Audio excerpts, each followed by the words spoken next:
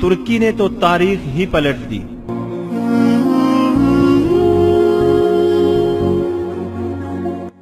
ये 1453 की बात है जब तारीख इस्लाम के एक अजीम जर्नैल सुल्तान मोहम्मद अल फातेह ने जुर्रत और शुजाअत की एक तारीख रकम करते हुए इस जमाना के कुस्तुनतुनिया और आज के इस्तांबुल को फतह किया था। सुल्तान मोहम्मद अल फातेह ने फतह के बाद अया सूफिया के चर्च को मस्जिद में तब्दील किया था और फिर यहाँ से अजानें बुलंद होने लगी। अया सूफिया पर सबसे बुरा वक्त तब आया जब 1931 में इस्लाम के एक बहुत बड़े दुश्मन और सफाक कमाल अतातुर्क ने पहले तो इसकी तालाबंदी की और फिर 4 साल बाद 1935 में इसे अजायब घर करार देकर सयाहों के लिए खोल दिया।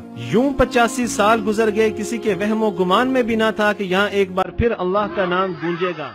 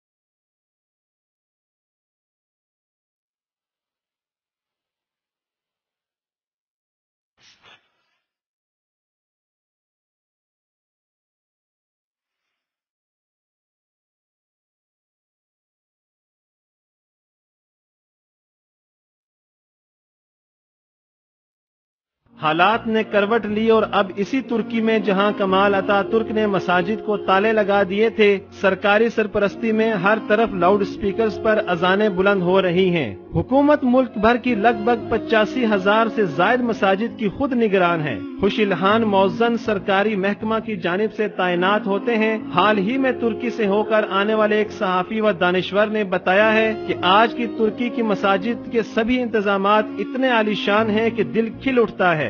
रमजान में अफ्तार और तरावीह का एहतमाम हुकूमत की जानिब से होता है। ईदैन में यहाँ छुट्टियाँ होती हैं। तुर्की की 99.2% आबादी मुसलमान है, लेकिन 1923 में खिलाफत के खात्मे के बाद यहाँ इस्लाम पर हर पहलू से सख्तियाँ आयद करके मुल्क को मुकम्मल लादीन बनाने का सिलसिला शुरू हुआ तो इसके खिलाफ मज़ाहमत भी कुचल दी गई। आज का तुर्की तो अपना सब कुछ उम्मत मुस्लिमा और खुसूसन बेयारो मददगार मुसलमानों पर लुटाना अपनी सादत समझता है। दूर क्यों जाए, आज का तुर्की दुनिया में सबसे ज्यादा गैर मुल्की मुहाजिरीन अहले शाम का अरसा 4 साल से सबसे बड़ा मेजबान है, जिसकी मदद के लिए अक़वाम मुत्तहिदा को भी होश नहीं। तुर्की की शाम के साथ 979 किलोमीटर तवील सरहद मिलती है।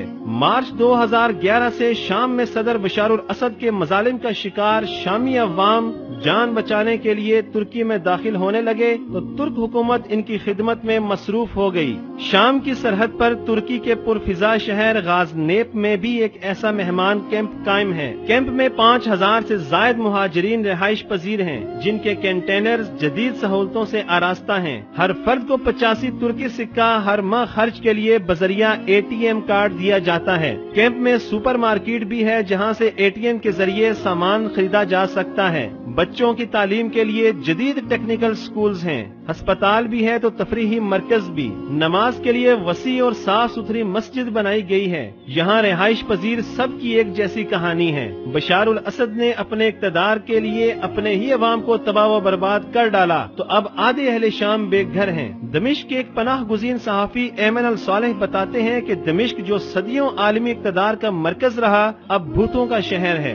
बशारुल असद ने आजादी चाहने वाले अवाम पर कीमियाई हथियार इस्तेमाल किए। शामी मुहाजिरीन के कैंप को देखकर लगता है कि ये किसी आलीशान होटल के कमरे हों। यहाँ तकरीबन 90% पनाह गुज़ीन सुन्नी मुसलमान हैं।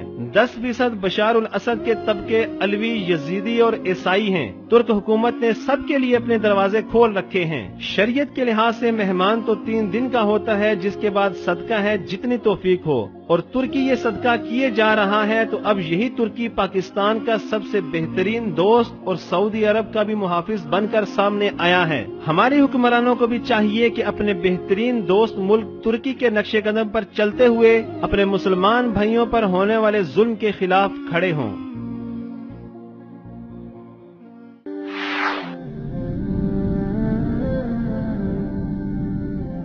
وصال اردو حق کا راہی